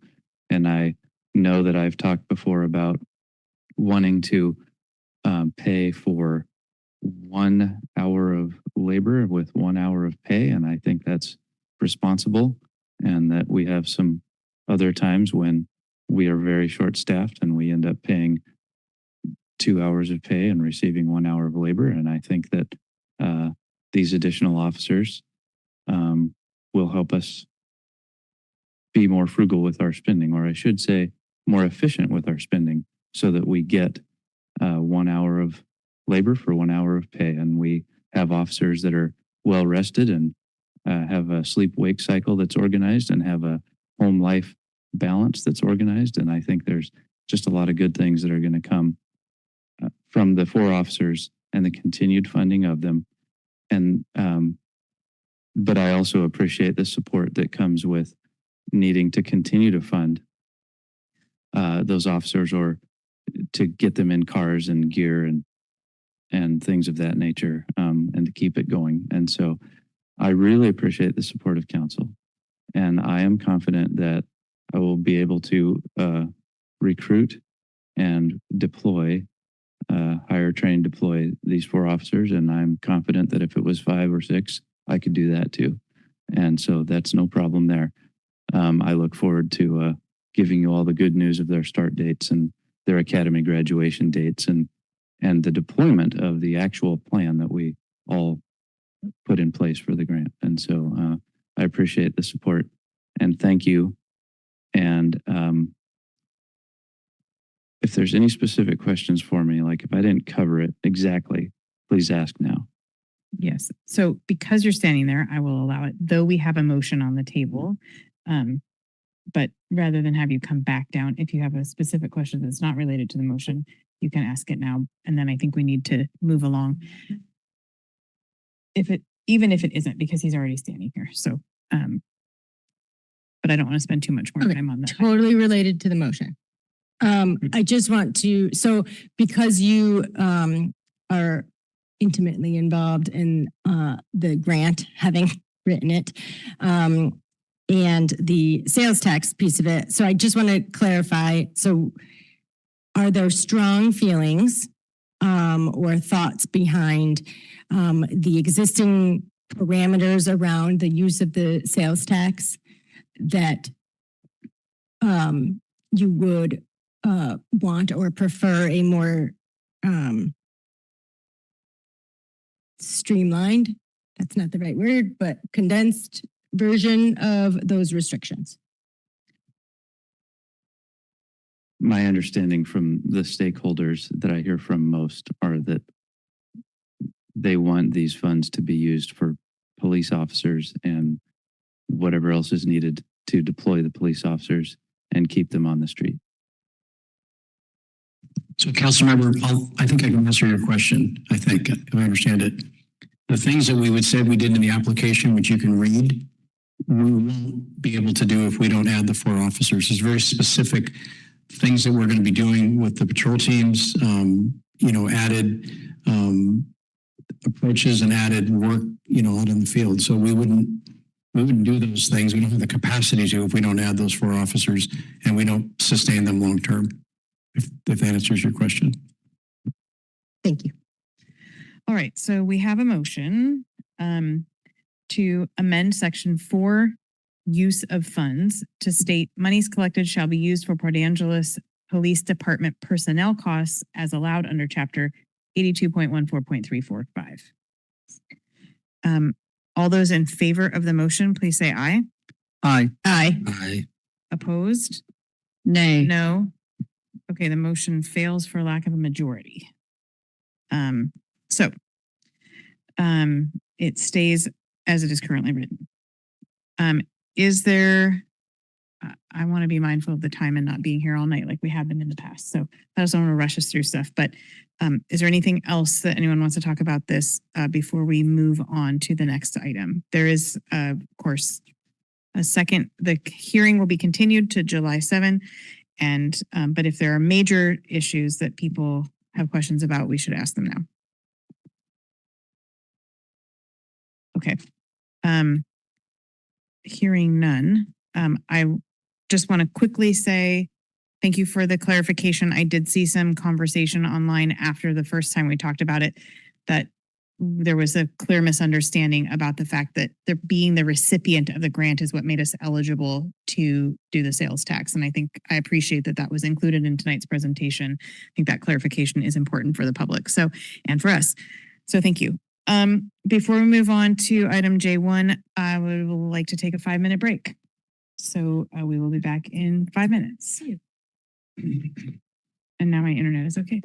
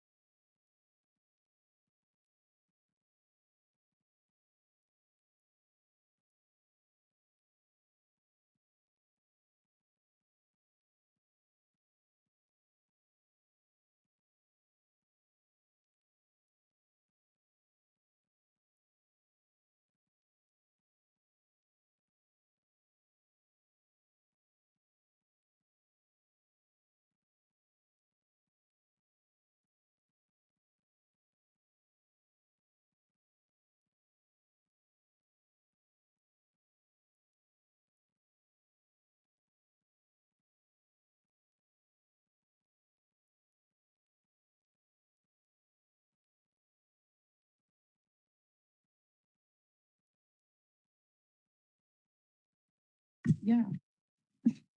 All right. Thank you all. We will pick up with item J1, and that is the housing pipeline pilot project. I'm going to go to Calvin for that.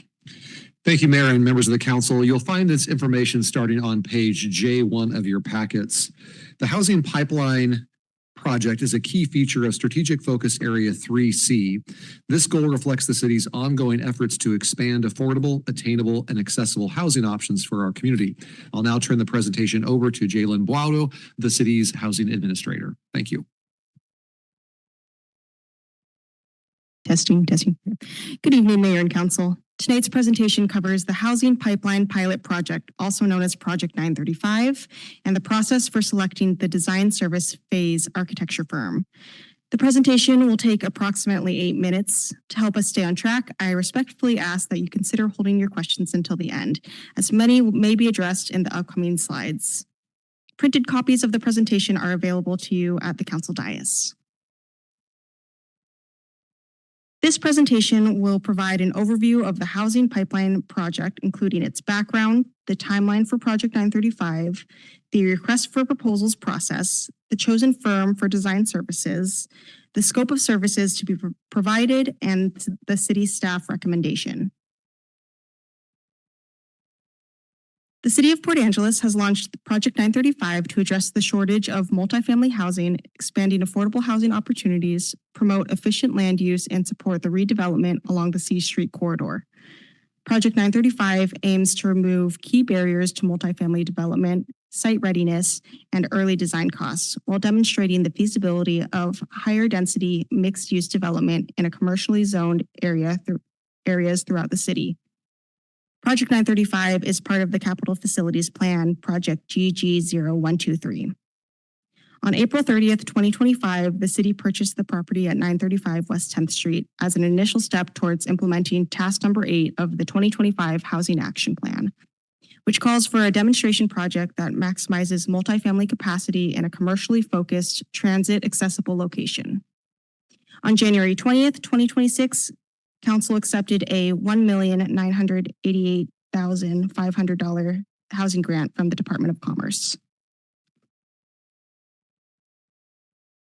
On March 9th, 2026, the city released a request for proposals for professional services to design plans for the multifamily multi-story building at 935 West 10th Street. The RFP closed on April 10th, 2026. Key features of the RFP include pre-design and programming work, pre-permitting steps, meeting the design milestones, permitting assistance, and compliance with the Department of Commerce. In addition, the RFP asks that the chosen firm will ensure the final plans for Project 935 are replicatable, with the goal of being part of the city's Permit Ready Plan program. The RFP also encouraged the design of a multifamily building using readily available materials, with a preference for materials sourced from local Clallam County suppliers. The next slide illustrates the Project 935 schedule at a glance. The proposal in front of you this evening effectively concludes the request for proposals phase for design services. The Project 935 design process is anticipated to be completed by the end of 2027. During the RFP process, the city received over 80 questions from interested parties.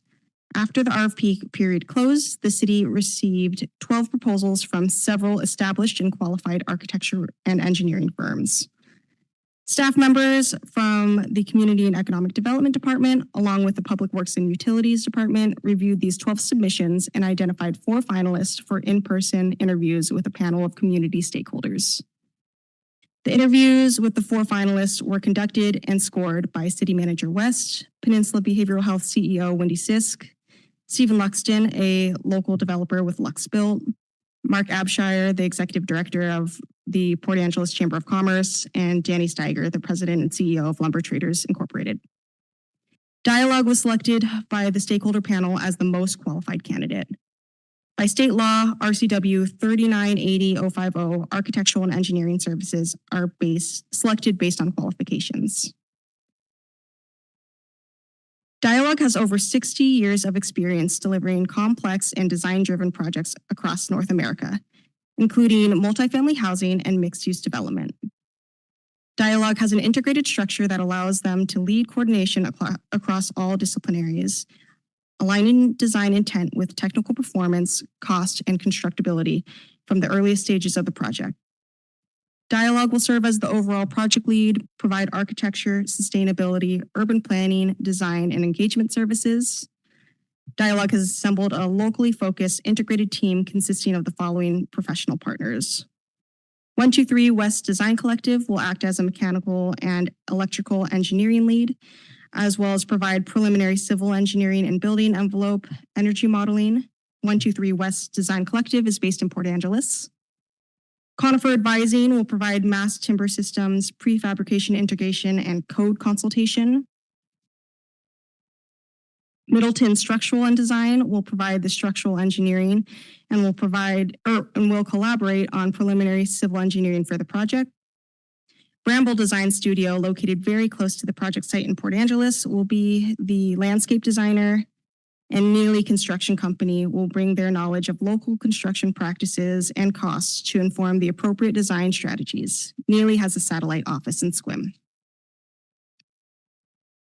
The main deliverable of the Department of Commerce Housing Grant and Dialogue scope of service is to finish the design development for 935 West 10th Street property. In this design development, Dialogue will co-host a stakeholder engagement session, produce a 100% schematic design PDF document, including massing imagery with 2 to 3 views, floor plans, building statistics, and unit counts, a preliminary parking study, and building features for the preferred option. 75% construction document, building permit drawings, including building statistics, annotated floor plans, detailed unit plans, elevations, sections, wall assemblies, and code information. And 100% complete structural plans, including but not limited to foundation details, structural framing, code analysis, fire separation details, fire prevention plans, and an egress plan. In addition to design development, Dialogue will also provide permitting assistance, including preparing a building permit for Project 935. Dialogue and its subcontractors will also be working to complete the Evergreen Sustainable Development Standards Checklist, a building performance standard that all affordable housing projects receiving capital funds through the state must comply with. The Evergreen Sustainable Development Standards include criteria for safeguarding health and safety, enhancing durability, promoting sustainable living, preserving the environment, and improving energy and water efficiency. Finally, Dialogue will be developing a permit-ready plan prototype based on the Project 935 design. The permit-ready plan prototype guide PDF document will contain 2 schematic design plans with variations, guidelines, and limitations of future use of the drawings on a similar size site, and 75% unsealed permit-ready plan construction document drawings as an appendix. The following slide illustrates Dialogue's key deliverables and associated dates of completion. You can find this chart on page J64 of your packet, and there's also a copy on the council dais. Staff recommends the following.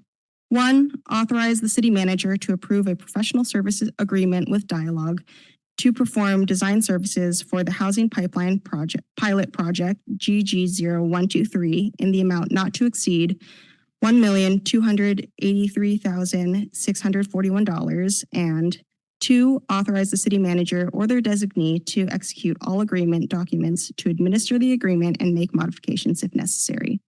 Thank you. Thank you. Staff, go ahead, Navarro. Oh, I was going to say so moved. Second. Okay, so we have a motion. Any questions or comments from council? John, go ahead. And Amy. I just wanted to say, and look in the RFP, I'm pleased that there are a number of local businesses that are working in collaboration on this project. So to me, that's really great. Keeping as money, these dollars that we from this grant in our local community is important. So I really appreciate that. I don't know if that was part of the checklist of you looking at while the interview committee was deciding when they ranked it, but I'm happy to see that there are a number of local businesses, community members who will be acting in a significant capacity to help see this project design through. Latricia, go ahead. I just want to say, great job. Thank you, staff. And ditto to John's comments. And I just want to thank the local community partners that were on the review panel to review all of the RFP proposals that were submitted, and that having them on the panel just really helped to bring buy-in from other organizations from our community on this. But I also want to say, I remember when we added this housing pipeline project during a capital facilities transportation improvement plan. And it was, I remember us having discussions here, and I just also want to give kudos to our former council member, Lindsay Schromm-Warren, who pushed and advocated for this housing pipeline project, and that we as a city needed to step up and fill in the gaps that weren't being filled in. And I really love the idea that we're going to have plans ready, off-the-shelf plans ready for other builders in our community, that because that's a huge lift when it comes to design, especially electrical engineering, structural, that will have it, and that it will be able to be replicatable onto this kind of a similar lot size. So I think that this is a fabulous project, and I'm looking forward to construction. Thank you. Amy, and then Navarra. I can defer. This was your motion. Okay. So speaking to my second first, I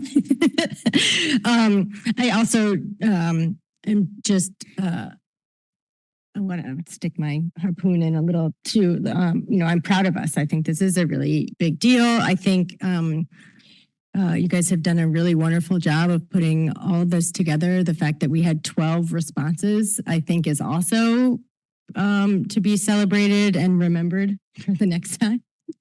And also just wanted to share that I had an opportunity to speak with one of the stakeholders that were on the review panel, and got some really positive feedback on not just our staff and their involvement in professionalism, but also just on the process and the way that happened. And so I wanted to share that with staff and let you guys know that it worked.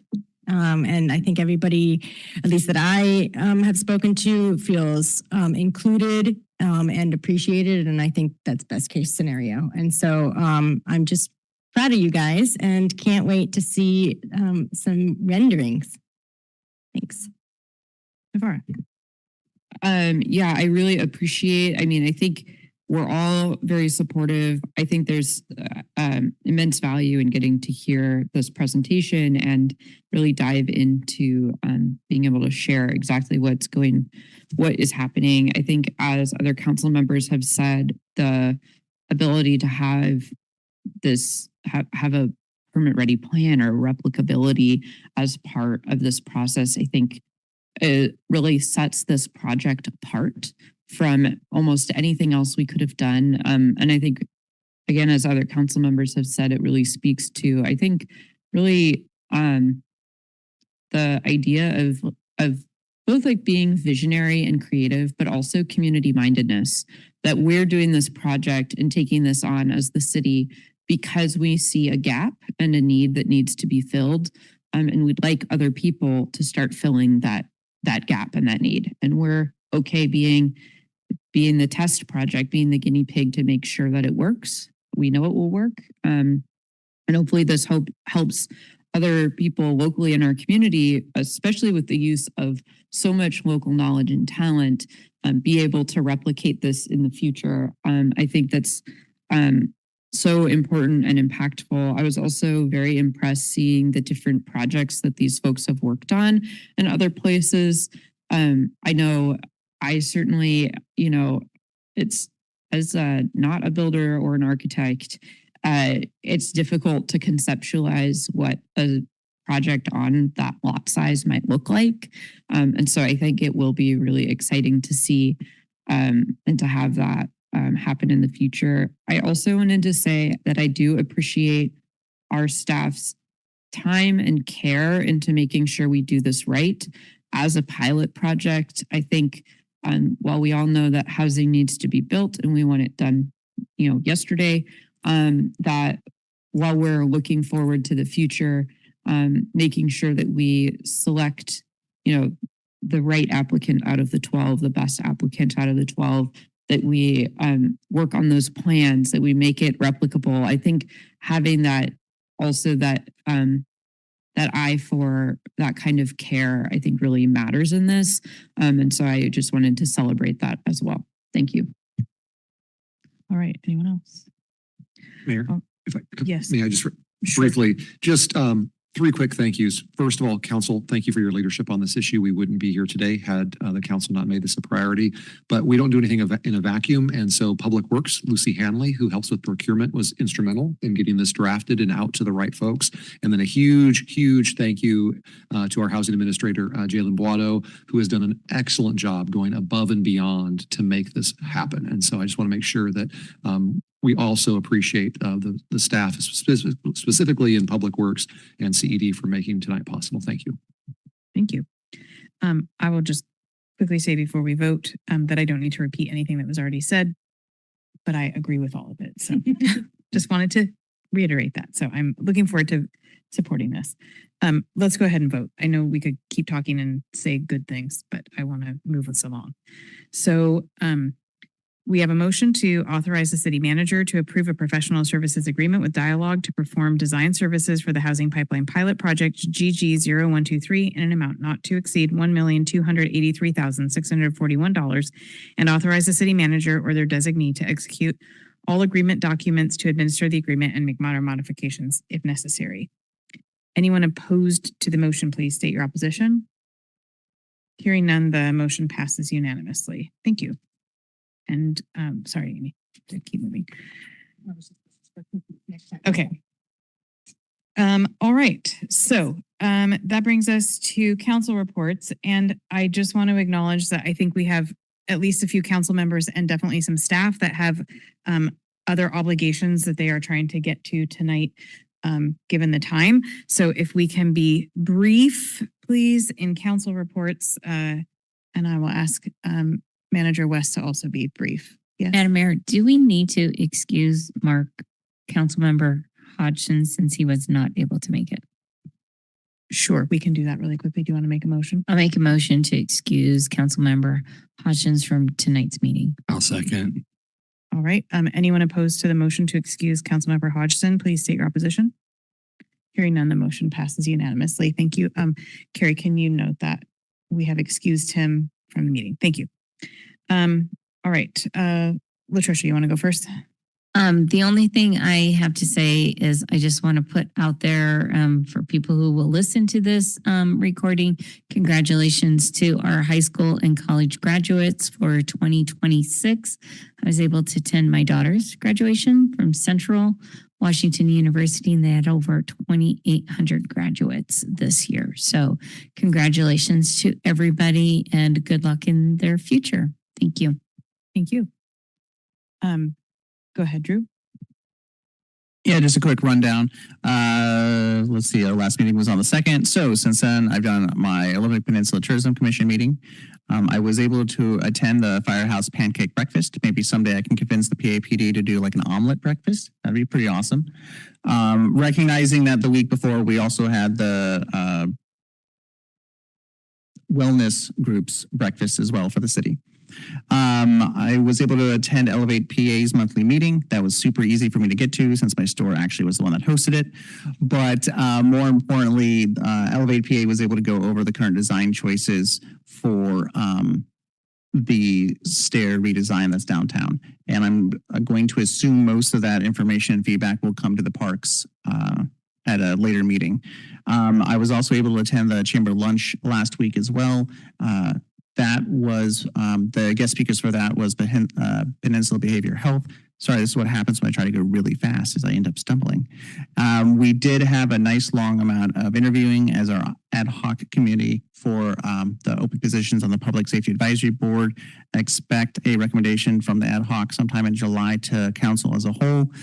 Coming up this week, I do have, oh, no, next week. This week is kind of quiet. Next week, I and several other council members, well, 2 other council members, will be attending the AWC annual conference in Spokane. And I think that brings me up to date. Excellent. Thank you, Navarra. I attended a UAC with my colleagues. And I always get to go first when we go this way. But we talked, among other things, about the capital facilities plan, and obviously didn't have any concerns with it. And congratulations that it passed here. I also attended the PRTPO meeting, executive board meeting. And we had a number of interesting things happen, including some funding increases for a couple of projects through Jefferson County and the Jamestown S'Klallam Tribe. And we also heard another short update about FIFA and the World Cup travel opportunities. There's increased ferry times out of, I think, mainly Bremerton, but through our friends in Kitsap. But the main thing we talked about is a presentation from a group called Long Live the Kings, as in salmon. A little bit of a funny name now, but it is a salmon organization, and they talked about the impacts of the Hood Canal Bridge on salmon populations. And I learned quite a bit, including the fact that more like the numbers of fish that die going around the Hood Canal Bridge is the same as on like going up the Columbia River through the dams, which is totally like wild. And so there is some like long range planning happening around, you know, what the future of that bridge will look like, and some alternative bridge designs that might be less impactful to salmon. I want to be clear that nobody is suggesting to get rid of any kind of bridge. But it was really interesting to hear and to think about, again, sort of like minimum 10 years out. So what the peninsula might look like while we think about, you know, jobs and tourism and recreation, our ability to get off of the peninsula. We did hear that the members of the peninsula were the most vocal in the project design, which is no surprise. But just to say that I was really like flabbergasted by some of the science that was presented, and so it was nice to kind of hear that update and think through our future transportation. Thank you, Amy. That was really interesting. Thanks. Really glad that we nominated you for that board. I think I just would like to take the time to highlight that tomorrow at noon, there will be a S'Klallam Transit board meeting that is open to the public, starts at noon, goes normally about 2 hours. You can go on Zoom, or it is at the administrative offices on Lauridsen, where those who are riders may have noticed that we have began to have some more enforcement on larger items on the bus routes, which is something that I've shared in council before. And so there will be continued conversation about that and some of the reasons for it and some alternatives and potential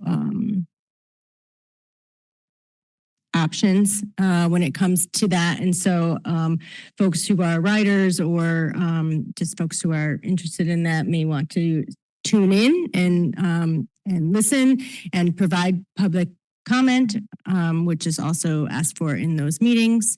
And that is tomorrow at noon. And most of my meetings happen in the end of the month. So I'll catch you next time. Excellent. Thank you, John. Thank you, Mayor. So Since our last meeting, we had a UAC meeting. I'm not going to talk about that again because Deputy Mayor Carr did.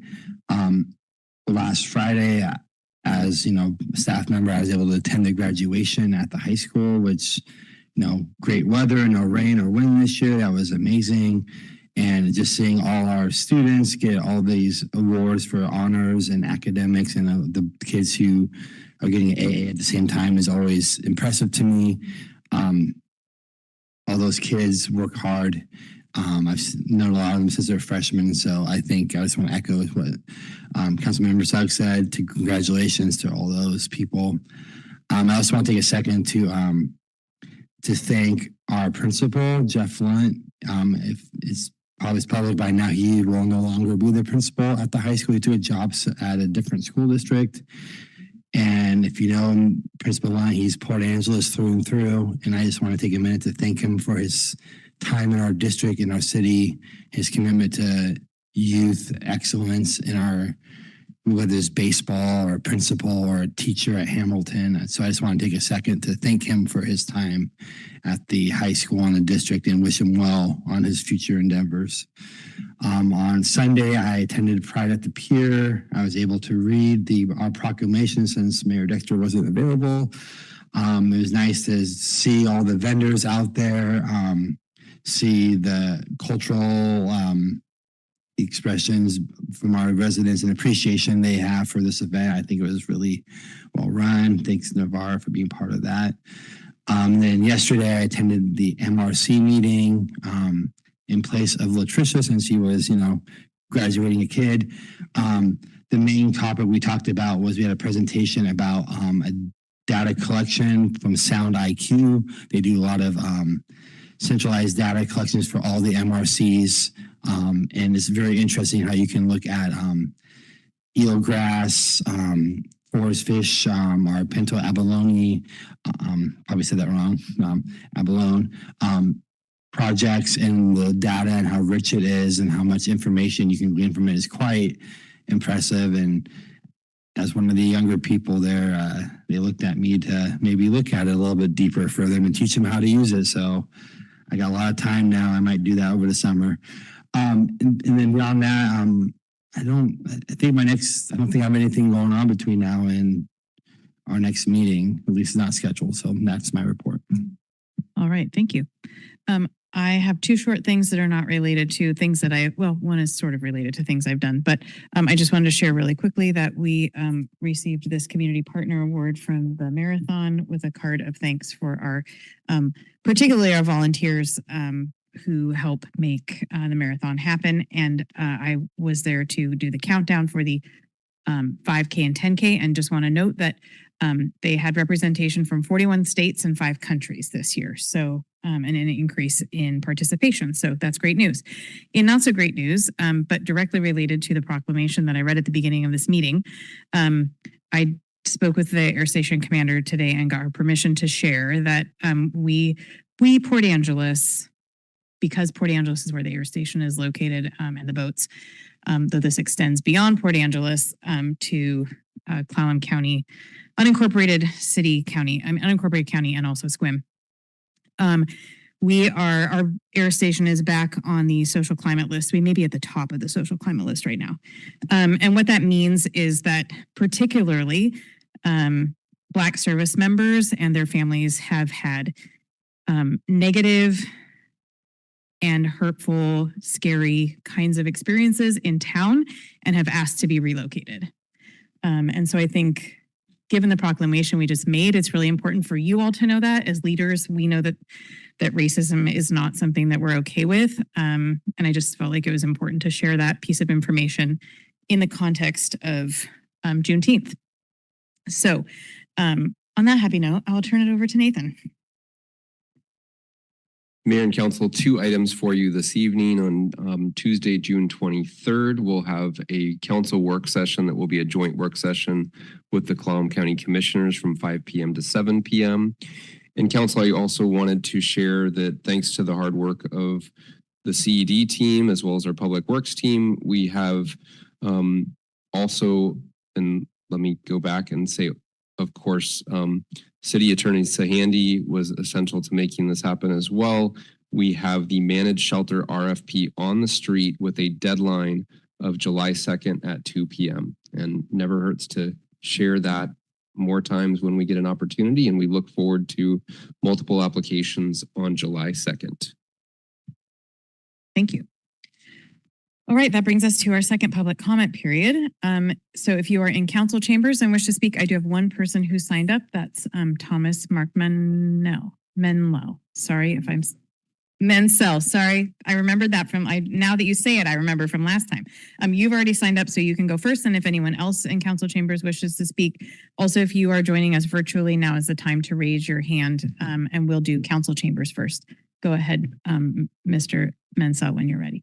I wanted to thank the city manager for when I talked to him. If you can quickly say your name and whether or not you're a resident. Thomas Mark Menso, and yes, I'm a resident, and I love the city of Port Angeles. Keep up the good work.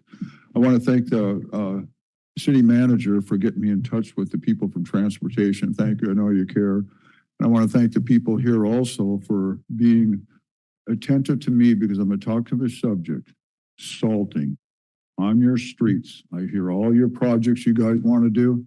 Man, you can pay for them. Stop salting. Be the first county in the state of Washington in the United States of America. Stop salting. Because I tell you what, you're ruining your roads. And I was going to myself, I was going to say, I'm going to take the city council up to Del Guzzi. I don't have to. All you got to do is just go up here to A Street, drive west, and you'll see all the lines on the road. Because the salt line they're dropping on that road is an abrasive. And driving all with your tires is they're making the little cracks. They'll seal them. Next time they seal them, they're bigger, bigger, bigger. And then when you see dirt come up, that's getting in under the road. And that's when they got to start replacing, because you're going to have holes in the road because underneath the dirt is gone. I'm an old man. I'm older than everybody in this room. And I learned when I was a kid, an ounce of prevention is worth a pound of cure. Okay? And I'm going to say this thing here. I was here when Eisenhower put up them roads, and we used chains. And everybody drove. We're driving 35 miles an hour down the road. Everybody's happy. You can have snow. I don't care how deep. Chains will take you through it. Then a man come up and says, well, we'll go ahead and put studs in your tires. He went from 35 miles an hour to 75 miles an hour. You don't have to listen to me. Ask the state patrol. What's the number one offense on the highways? Speeding. And you guys throwing down this salt thinking you have to have people speed. Let them wreck their cars, these $50,000 cars. Maybe it'll slow down. But I think that I talked to a couple people. If you guys stop salting, I'm going to run out of time and I'm shaking. Do it. I'm telling you, there's so many things, and people can do whatever. All I can say is in the wintertime when you're driving down the road and the road's all wet, look over the side streets. They're dry. They're dry. Water evaporates. Salt retains water. It holds it in. And that's why your cracks are getting bigger, bigger, and bigger. And to prove a point, if you ate beef jerky without salt, it'd be like eating bark off a tree. That's all I'm going to say to you guys. Stop the salting, please. You guys know what I'm talking about. It's our city manager, you're a great man. Save us some money. Stop this. It's just amazing. It's amazing. God bless all of you and take care. And I'm an old man. I hope you'll learn from me someday. Thank you. God bless you all. Have a good night. Anyone else in council chambers? All right. I don't see and I don't have any hands online. So we are adjourned, and we will see you all in July. Thank you.